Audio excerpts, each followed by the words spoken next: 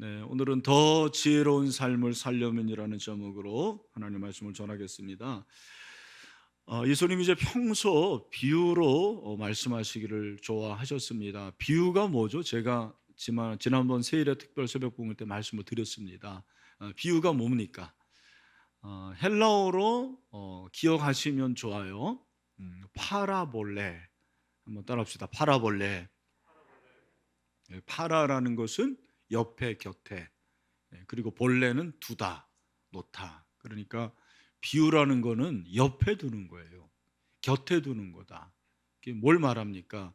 어떤 사물이나 사건을 두 개를 이렇게 놓고 서로 비교하고, 그리고 서로 병렬해서 원리를, 특별히 하나님 나라를 설명하는 거, 그것이 비유입니다. 아셨죠? 네. 비유를 여러분들이 그렇게 이해하시면 되겠습니다.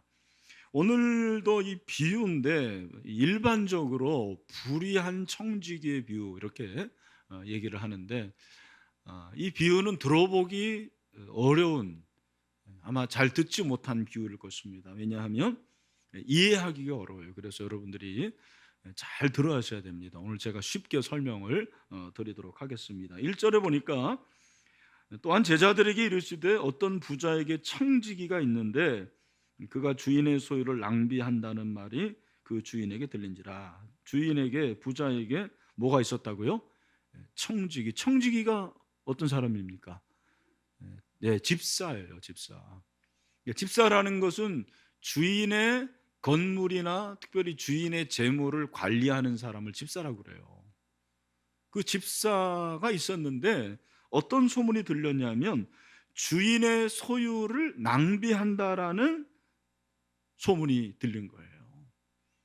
주인이 자초지종 사실 확인을 위해서 그 청지기를 부릅니다. 2절이죠. 주인이 그를 불러 이르되 내가 내게 대하여 들은 이 말이 어찌 됨이냐. 내가 보던 일을 세마라. 청지기 직무를 계속하지 못하리라. 잘 들으세요? 뭐라 그럽니까? 주인이 청지기에게 뭐 첫 번째 말하는 게 뭐예요? 내가 보던 일을 세마라. 이거 무슨 말입니까? 이거는 장부 정리를 똑바로 해라라는 거예요.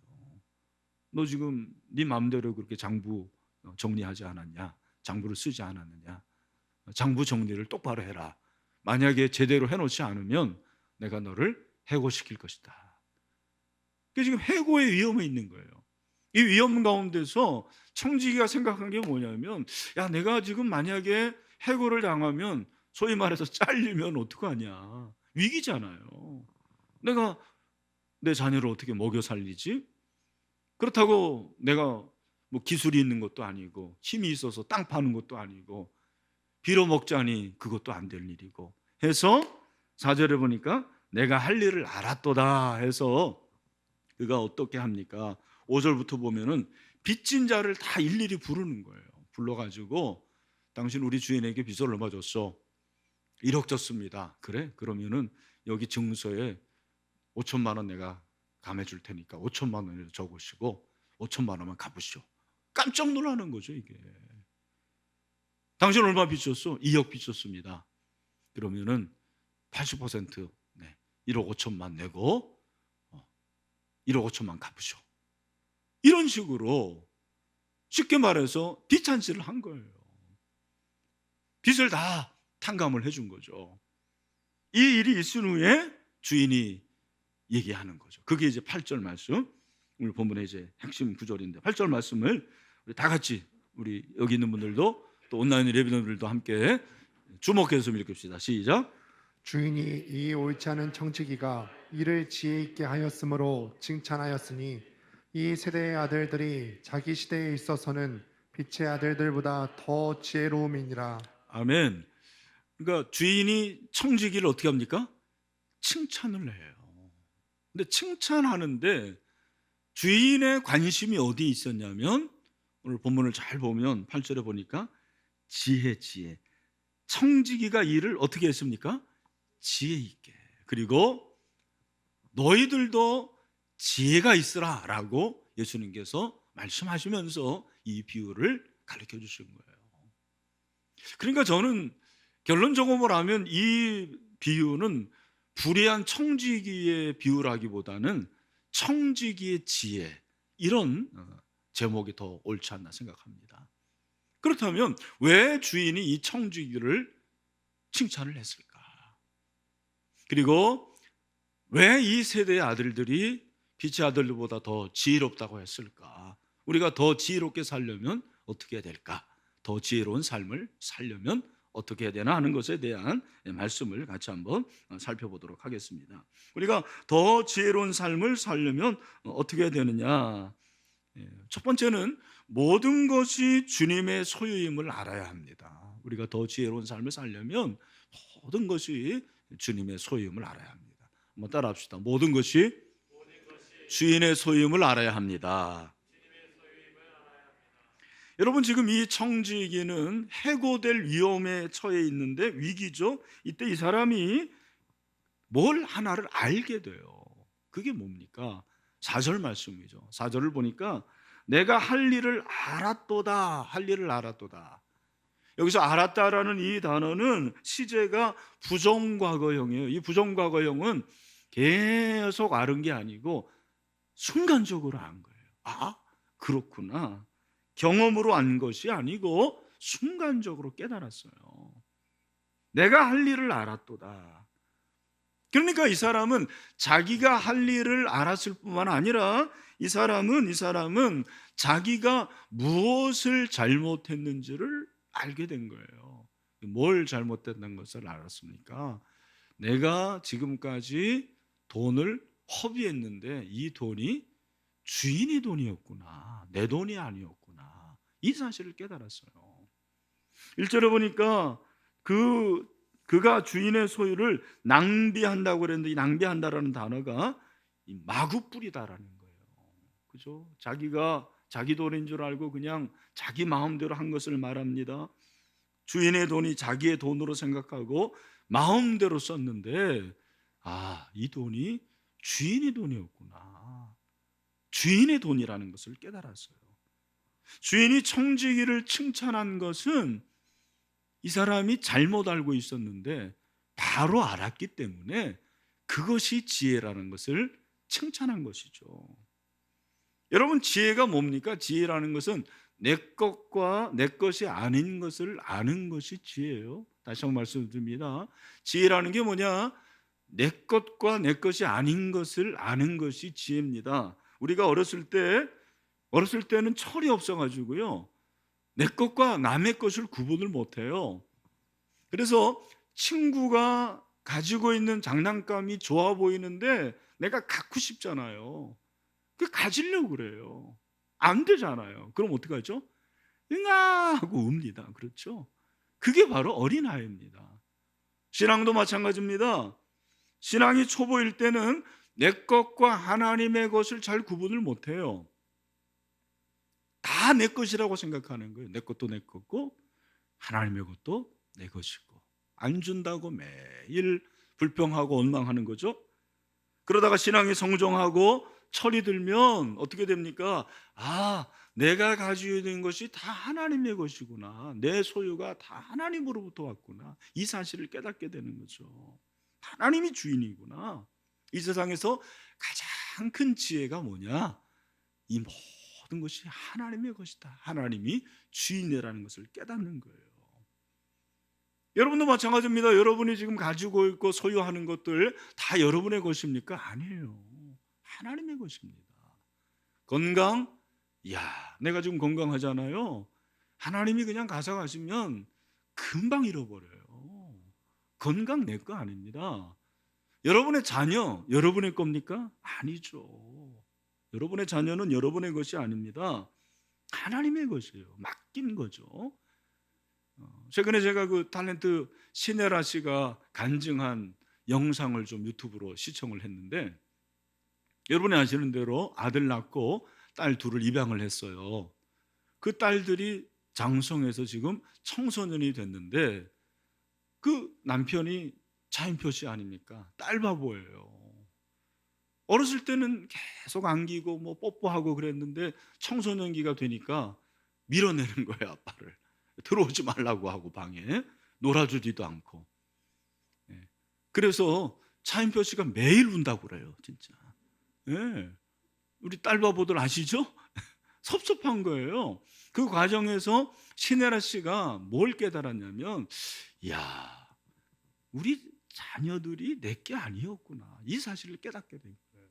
하나님이 내게 맡기셨는데 부모인 내가 완벽해서 맡긴 게 아니구나. 이걸 또 깨달았대요. 여러분, 우리 부모가 얼마나 불완전합니까? 그런데도 하나님께서 맡기신 것은 아주 간단한 거예요. 우리 자녀들을 나에게 맡기시는 것이 제일 좋다고 생각했기 때문이라는 거예요. 여러분의 친구, 여러분의 이웃 더 좋은 환경인 것 같지만 그렇지 않다라는 거예요. 내가 제일 적임자니까, 우리 자녀들 내가 제일 잘 키울 수 있으니까 맡기신 거구나. 그래서 기도해야 되는구나. 이 사실을 깨달으니까 기도가 바뀌었다라는 거예요. 어떻게? 하나님, 우리 자식 제게 아니네요. 하나님의 것이네요. 그러니 하나님이 알아서 키워주세요. 하나님이 알아서 키워주세요라고 그렇게 기도가 바뀌었다라는 거예요. 여러분, 여러분의 소유가 여러분의 것이 아니에요. 여러분의 재물 여러분의 것이 아닙니다. 하나님의 것이라는 거죠. 이 재물이라는 이 단어는 맘몬이잖아요, 헬라어로. 뜻이 뭐냐면 사람이 의지하는 것, 그런 뜻이 있어요. 돈을 왜 사람들이 좋아하냐? 그 돈 자체가 사람이 의지하게 돼 있어요. 그런 속성이 있다는 것입니다.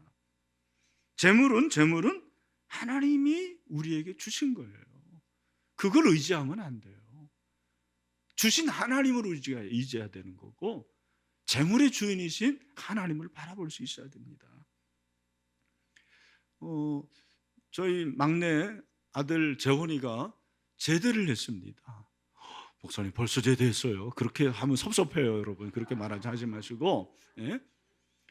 근데 저희가 어떻게 했냐면, 재원이에게 너 1년 8개월 동안 월급을 받으니까 그 월급을 네가 한번 모아봐라 그랬어요. 모았더니 세상에 680만 원 정도가 모아진 거예요. 예, 부러우시죠? 네, 군대 가보시는 것도 괜찮을 것 같습니다. 그런데 제가 뭐라고 그랬냐면, 재원아, 너 이거 11조 드려야 돼. 내가 깜짝 놀라는 거예요. 제가 재원이한테 그랬습니다. 우리 재원이는 참고로 꿈이 목사가 되는 게 아니고 돈을 많이 버는 게 꿈이래요, 자기는. 저하고 완전히 다른 인간이에요, 이게 보니까. 근데 제가 그랬어요. 재원아, 너 부자 되는 게 꿈이라며. 근데 너 68만 원 11조 드리는 거 가지고 대단하다고 생각해? 너 그렇게 배포가 작아도 되겠냐? 앞으로 너 680만 원 1억도 11조 드려야 될 거 아니야. 그러면 이거는 아무것도 아니야. 제가 그렇게 얘기를 했어요. 제가 가르쳐주고 싶은 건 그거였어요. 돈은 하나님의 것이야. 걔가 처음 아르바이트 한 돈도 다 드리도록 저는 했어요. 하나님이 너한테 줘야지, 네가 네 힘으로 벌려고 해서 되는 게 아니야. 제가 늘 말씀드리잖아요. 인간이 돈을 쫓아다닌다고 되는 게 아니고 돈이 우리를 쫓아와야 된다니까요. 그게 진짜 부자거든요. 모든 것이 하나님의 것이에요. 이 사실을 깨달은 지혜자가 누굽니까? 바로 솔로몬이요. 솔로몬이 뭐라고 그럽니까?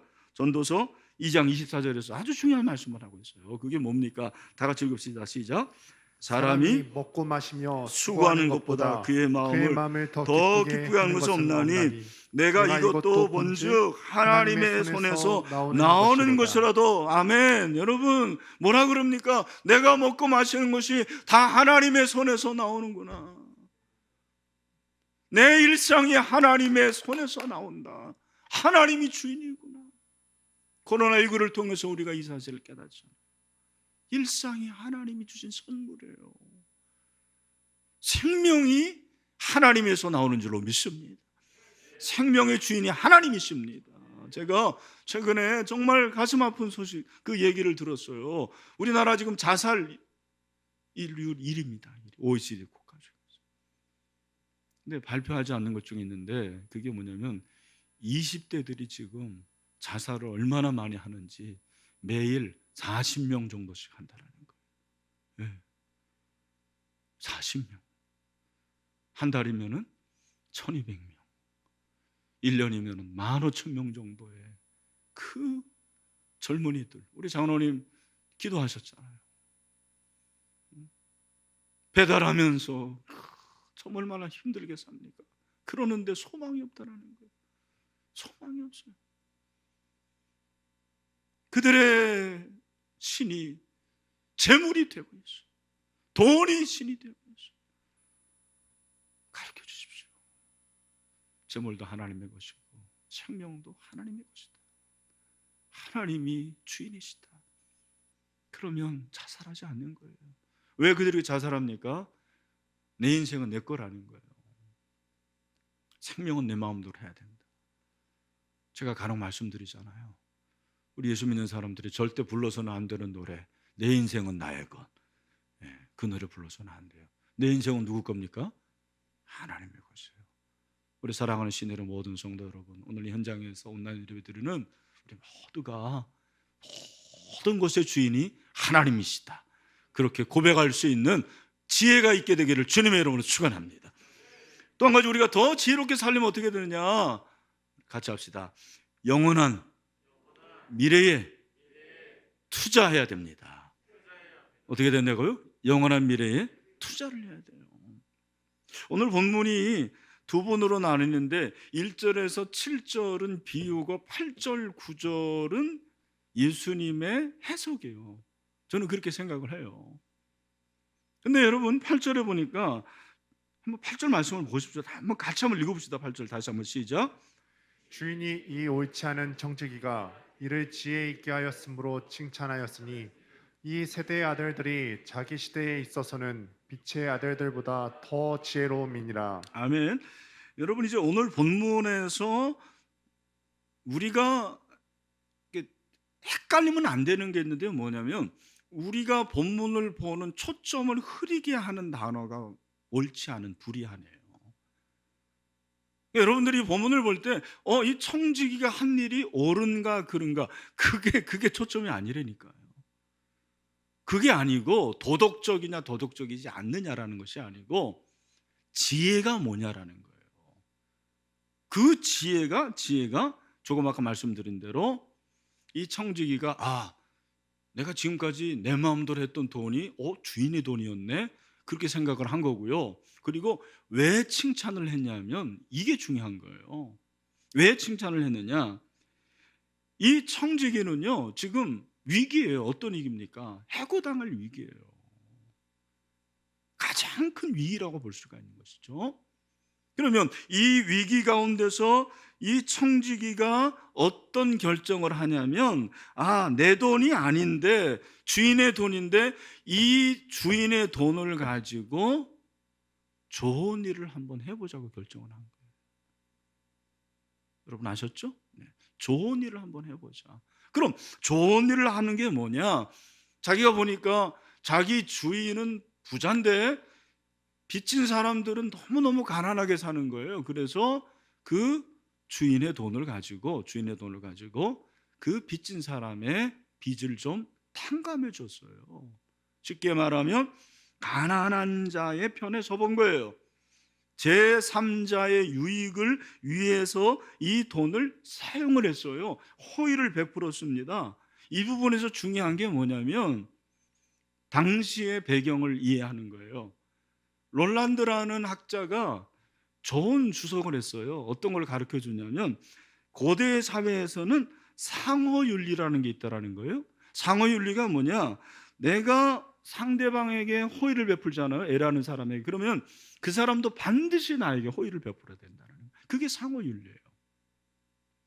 청지기가 지금 자기가 주인의 돈을 가지고 내가 한번 좋은 일을 해보자 그랬는데 그 좋은 일이 바로 채무자들, 가난한 자들의 돈을 갚아주는 것이었고 탕감해 주는 것이었고 그게 사실은 자기의 미래를 위해서 너무 좋은 거예요.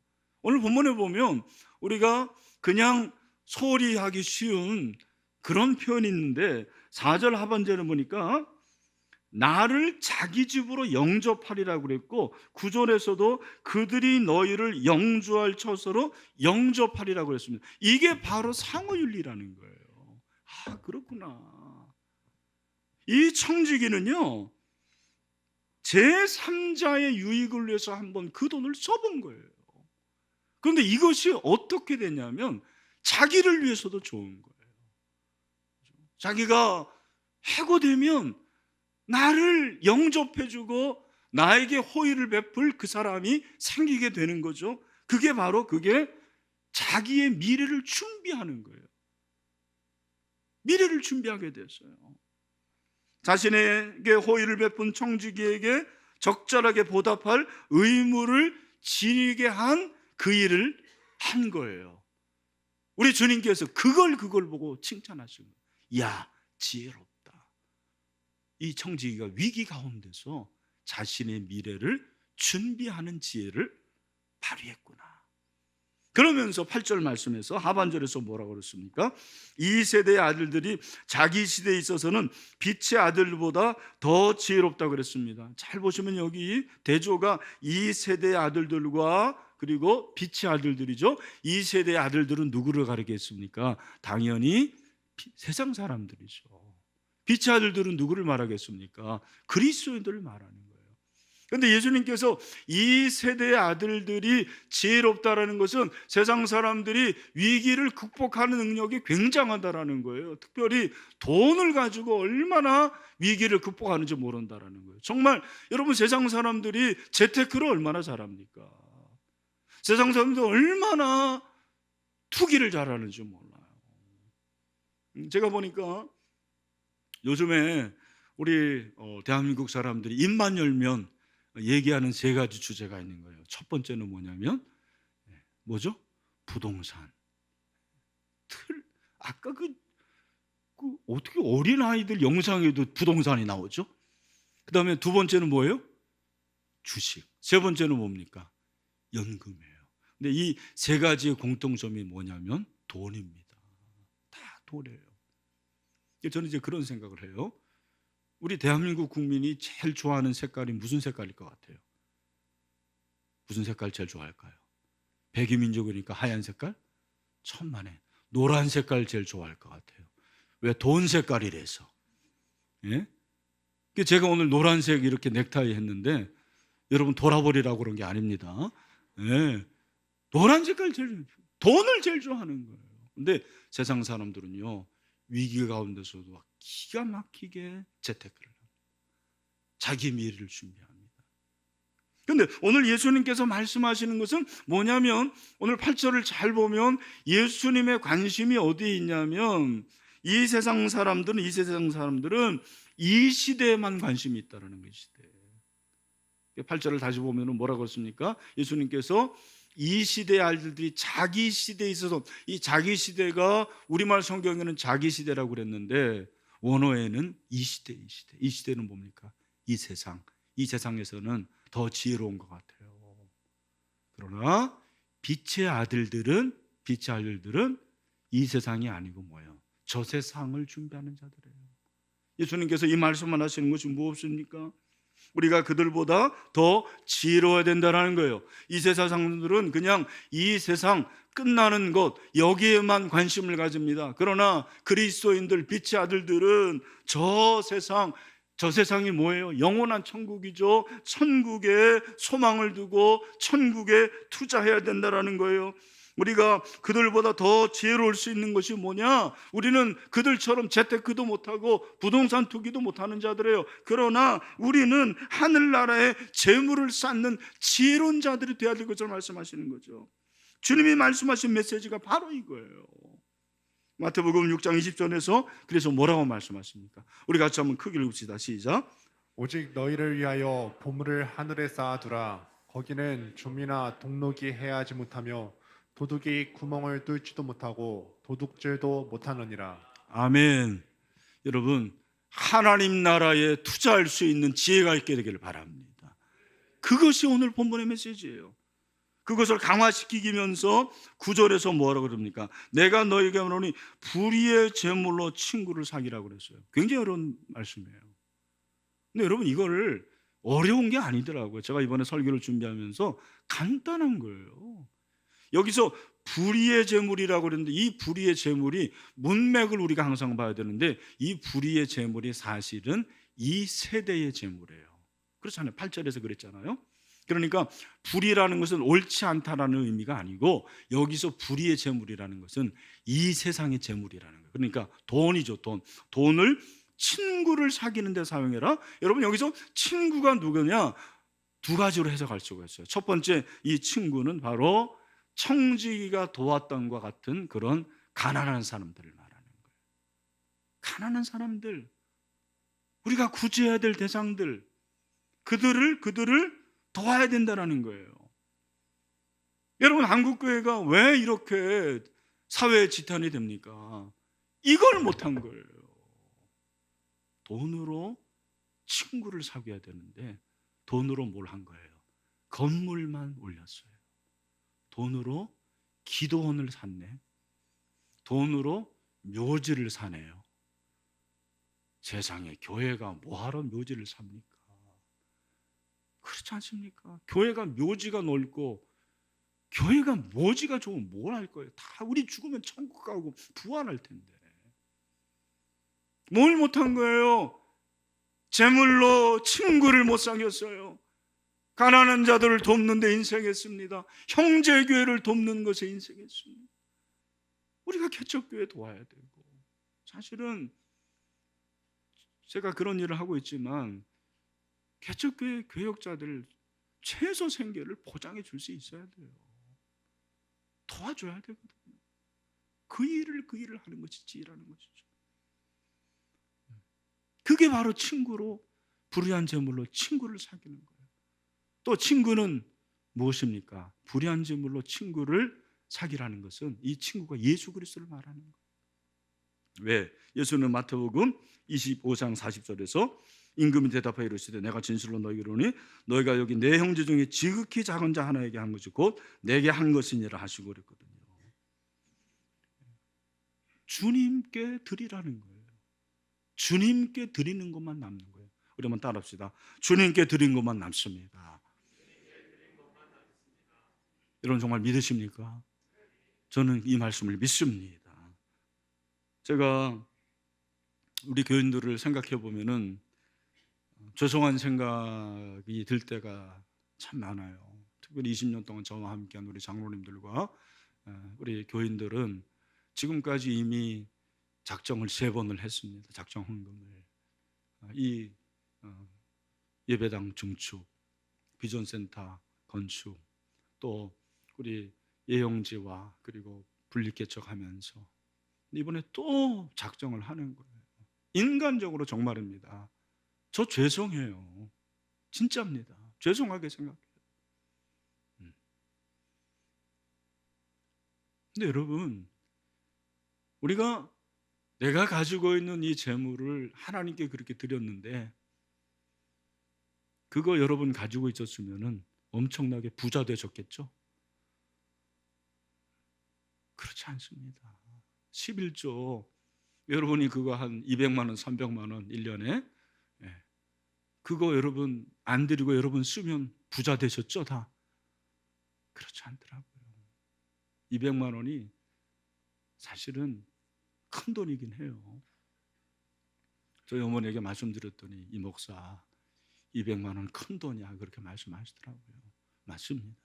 200만 원이 큰 돈입니다. 그러나 여러분 200만 원 없어서 여러분이 굶어 죽고 여러분이 집에서 나가야 될 그런 상황은 아니지 않습니까? 저는 그런 생각을 합니다. 내가 우리 교인들에게 참 죄송한데 근데 다른 편으로 생각해 보니까 여러분 이해하고 들으십시오. 제가 여러분 부자 되게 만든 사람이에요. 하나님 나라의 부자가 되게 만들었어요. 여러분 저에게 감사하시길 축원합니다. 아멘 하신 분 복을 받으시길 바랍니다. 우리가 이렇게 하나님께 드리잖아요. 그러면 9절 하반절에서 뭐라고 그러냐면 그리하면 그렇게 우리가 재물로 연약한 자를 돕고 하나님 나라를 투자하면 그 재물이 없어질 때 이때가 온다니까요. 이때가 언제입니까? 사실은 죽을 때예요. 예. 여러분이 죽을 때 돈 다 가져갈 거죠? 천만에요. 근데 그때 여기 보니까 그들이 너희를 영주할 처소로 영접하리라. 그들이 누구냐? 바로 우리가 도왔던 사람들이에요. 그들이 천국에 가 있거든요. 또 하나는 제가 예수 그리스도라고 말씀을 드렸잖아요. 예수 그리스도가 우리를 영접한다라는 거예요. 잘했다. 우리 이제 다 천국에 올라갈 텐데 주님께서 물으실 거예요. 너 세상에서 뭐 하다 왔냐? 너 부자로 살았냐? 그런 거 묻지 않으세요. 주님, 저는 남들이 다 해보는 재테크 한번 못 해보고 부동산 투기 한번 못하고 저 참 힘들고 가난하게 살았습니다. 그러나 주님의 교회를 위해서 제가 헌금하고 주님의 교회를 위해서 충성하다 왔습니다. 주님이 뭐라고 그럴까요? 잘했다. 잘했다 내 아들아. 잘했다 내 딸아. 잘했다 이 목사. 그렇게 말씀하지 않겠습니까? 여러분 10절에서 그래서 무엇을 말씀하는 거예요? 지극히 작은 것에 충성된 자는 큰 것에도 충성되고 지극히 작은 것에 불의한 자는 큰 것에도 불의하느니라. 아멘. 작은 재물로 하나님 나라를 위해서 충성하라고 말씀하시는 거죠. 여러분 이 은혜가 있게 되기를 주님의 이름으로 축원합니다. 말씀을 맺습니다. 우리는 세상 사람들보다 더 지혜로워야 돼요. 그 지혜가 뭐냐? 지혜롭게 사는 게 뭐냐? 아, 내가 가지고 있는 게 다 하나님의 것이구나. 그걸 아는 거예요. 그리고 내가 가지고 있는 이 재물로 하나님 나라를 위해서 투자하는 거, 그게 바로 지혜롭게 사는 거죠. 그런 지혜로운 청지길이 다 될 수 있게 되기를 주님의 이름으로 축원합니다.